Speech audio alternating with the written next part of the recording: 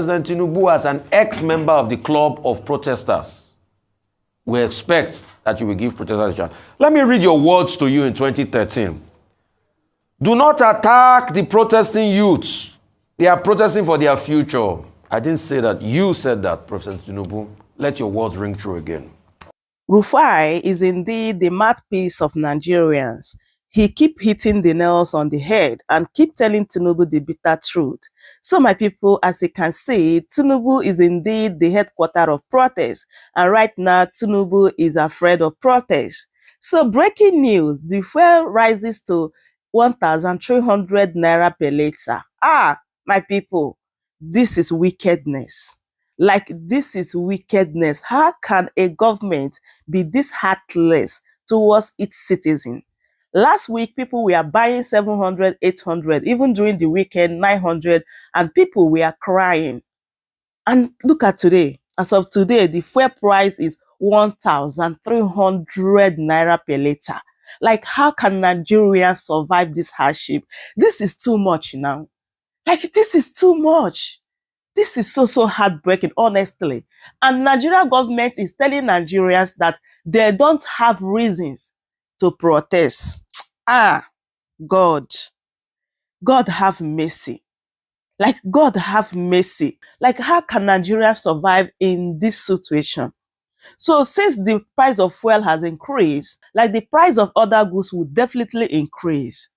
So how is Nigerians going to survive? Like, why? How? This is too much. And the number one demands for this protest is Tinubu to return the price of fuel to the previous price, which is 200. And right now, they even increase it. This to show you that they don't care. Like, they don't care for Nigerian citizens. Like, they don't even care. Let me allow you guys so that you can listen to what Rufai said in this particular video, as well as Dr. Abad and the Ayo. All right, Rufai, it's 3 days to the planned peaceful protest by Nigerians citing hardship, hunger, poverty levels in the land. And here we see a variety of views from different stakeholders. Your take on this story? No, obviously, we know what has happened. Some people do not support it, some support it. The truth is, you might disagree, but let's look at what the Constitution says. There's a right to peaceful protest. We can't deny that.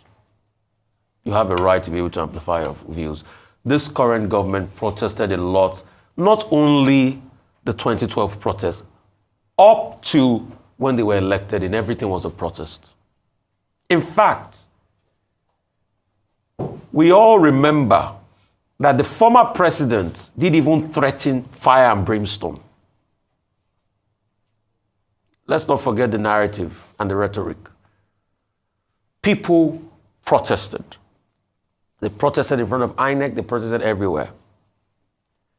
When things are hard, how do people get their voices heard? They go on the streets. It is the duty of the government to make it peaceful. All of this rhetoric that it will be hijacked and everything, if it is hijacked, it is the failing of the government.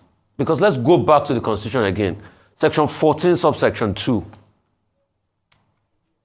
The protection of the citizen of the Federal Republic of Nigeria is the sole responsibility of the government. So please, government, for those that might be interested in protest, nothing must happen to them. It's not by asking for name and details and routes of what is it called. No. I don't feel the police should ask for that. Because also, based on the Supreme Court ruling, in the Buhari case, when Buhari went protesting there and he was harassed by the police, it was stated that you don't need to tell the police before you protest or get a permission from the police. Anywhere you see protest routes, ensure their safety and security. Pure and simple, let's not deceive ourselves. Those that are not interested in protest can stay out of it. But please do not disrupt those that want to protest. And we must not hear hoodlums are going to attack people. Because also Mr. Femi Falana made some very strong claims as regards how the hoodlums came out, how they went to first attack the youth in Alausa area. And they came out of cars belonging to people in authority.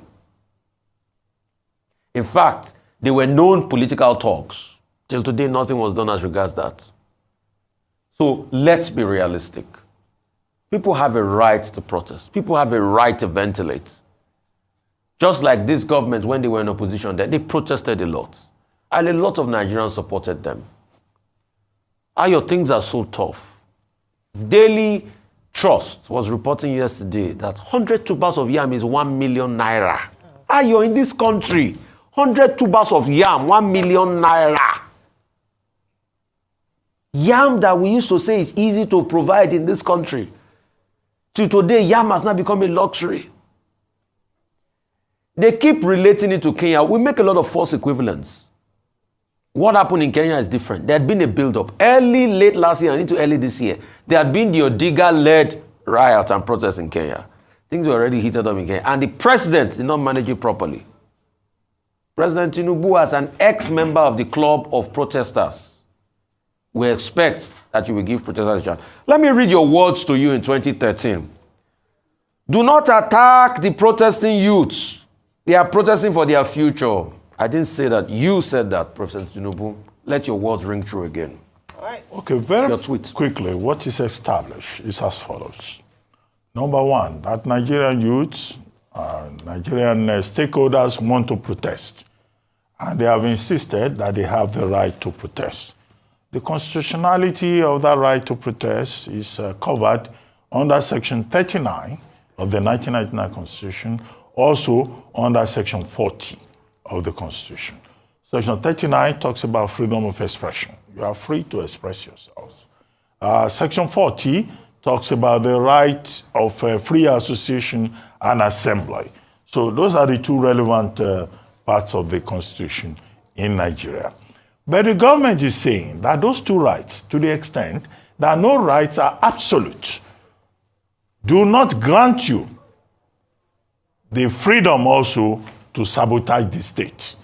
What the state is complaining about is the possible hijack, the resort to violence or mayhem or chaos by the persons who want to protest.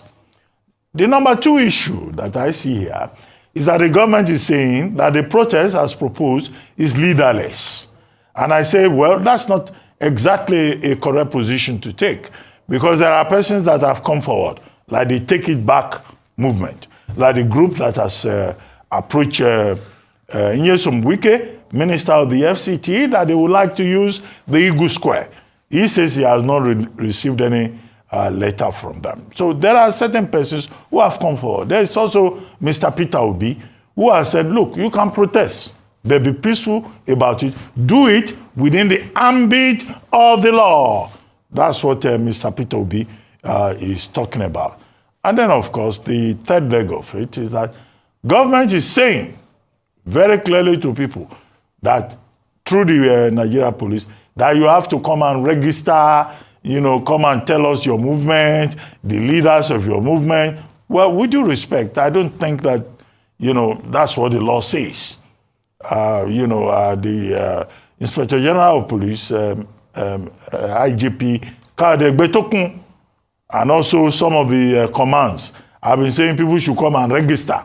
Now, the Nigerian government can hide under the Public Order Act, Chapter 352 of the Laws of the Federation of Nigeria, LFN. But you see, it's a subsidiary legislation. It does not override the Constitution. The Constitution says you can protest. The Constitution says you cannot impose violence. That much is very clear. The police saying that people who want to protest should come and register, no. I think that's beyond the pale of what the law says. Number 4, governors, former presidential candidates, concerned persons, Bishop Yohana of Niger State, traditional rulers, they have all called for calm. There's a consensus of opinion that, look, people should conduct themselves after the fashion of a gentleman. Bishop Yohana quoted Romans 13, verses 1 to 3. What Romans 13, verses 1 to 3 says is that you have to respect constituted authority. Many Nigerians will remember Governor Ajimobi, now of a blessed memory, who talked about respecting constituted authority. But the Nigerians who say they want to protest, they are not saying they don't respect constituted authority. They are not quoting Romans chapter 13 like the bishop. They are saying they are hungry. And that's another dimension to the narrative. They want the Nigerian government to address the hunger in the land. President Tinubu himself has said, well, he understands what they are saying. He is addressing the problem. But I keep making the point that the average Nigerian is a victim of rising expectations.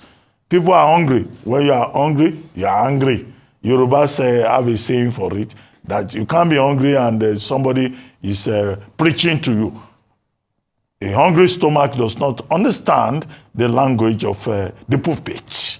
So this is where we have found ourselves 3 days to the day. The security agencies are all in unison in saying that they have a responsibility to protect the state, and they do have a responsibility to protect the state. I have not heard anybody saying that when they go out onto the streets, if they will, that they are going there to destroy infrastructure. They must know that if you introduce violence into the equation, we will not come here and defend you. The Nigerian government has made it clear. If you destroy, we they beat you. And if they begin to beat, nobody should think, if you are guilty of a felony, you are guilty of a felony. You can protest, very fine. The government says it's listening. The governors, the traditional rulers, they say they are calling for calm. But this is a country. There are many variations, there are many tendencies, but the citizen has a right. But the citizen also has a duty, also has responsibility. And that responsibility does not include destroying public infrastructure. I rest my case. All right, absolutely. All right, let me just say that, of course, there's a big difference between protests, peaceful protests, and riots.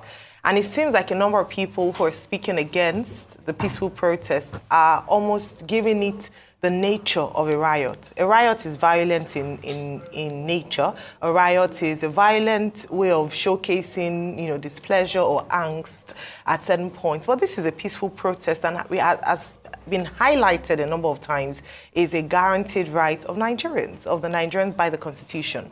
Now, different perspectives, different sides of the story, but the truth is that what we've said consistently is that the onus is on security agencies to ensure that protests, peaceful protests as guaranteed by the Constitution for Nigerians, must not and should not be hijacked by providing security for those who want to protest. A number of issues have been put on ground, and I have said it repeatedly on the show that it's important that this administration, especially the president, be seen to be responding to the cries of the people.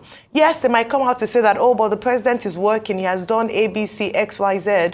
But obviously, because the people are still saying they want to go out to protest, it is not anywhere near enough. We've analyzed the number of times the impact or lack of some of the interventions made so far. We've analyzed the impact of sending 20 trucks of rice to different states, and how the number of people, the sheer number of people who are in need of this food will not get it because of the insufficiency and unfortunate bad management. I've also talked about the responsibility of governments, especially subnationals, and said that beyond the president, when we look at the impact on the people, there are interventions that governors can make. And this was echoed in a very interesting manner at the convocation ceremony at Babcock University, where the governor of Ogun State, Governor Dapo Abiodun, was speaking as a guest. And he was talking about how, this protest was sponsored by frustrated politicians who didn't win and discouraging the students. And then one of the graduating students, had come out to say that actually, since the governors were present, 2 governors were present, it was important to highlight the fact that they were also responsible and accountable in terms of responding to the people, and that they must be seen as public servants. Mark the word, underline, bold, italic, servants. And so when people vote you in, you are there to serve the people and not to lord it over the people. And so what are people asking for? Good governance. And that's why the theme for this protest is end bad governance.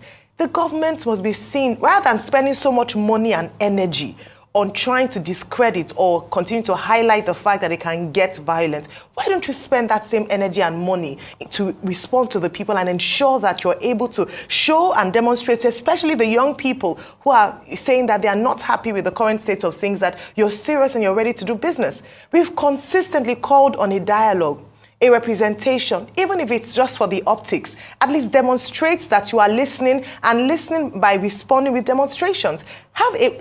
Institute a committee of critical stakeholders, the young people who want to have their voices heard. This matter very largely is a case for, can you listen to us? Can you demonstrate that you're listening to us? The policies that you have introduced are painful on the people.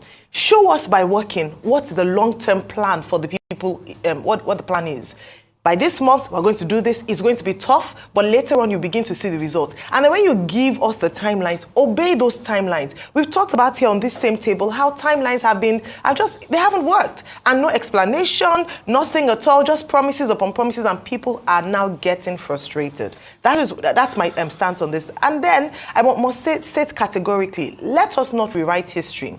A number of rhetorics have been trying to push or promote the fact that, oh, look at EndSARS, it was violent protests. EndSARS wasn't violent. What became violent were the criminals who hijacked the process.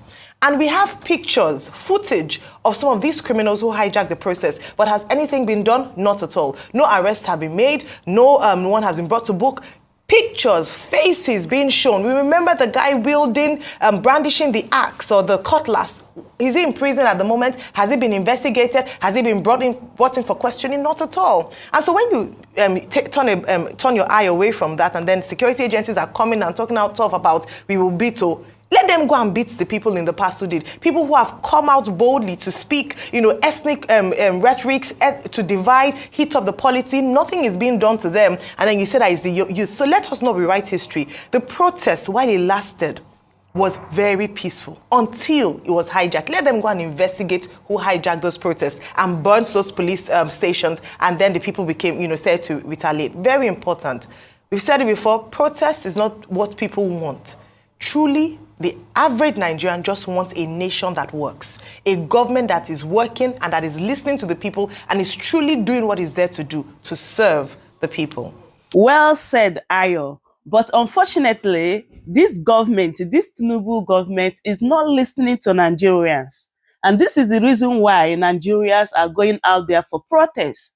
Like, the number one demand for this protest is for Tinubu to reduce the price of fuel. Because if the price of fuel is reduced, the price of other goods will definitely reduce. But instead of Tinubu to listen to Nigerians, instead of them to do something about the price of fuel, they went ahead and increased it. This to show you that these people, they don't care about Nigerians.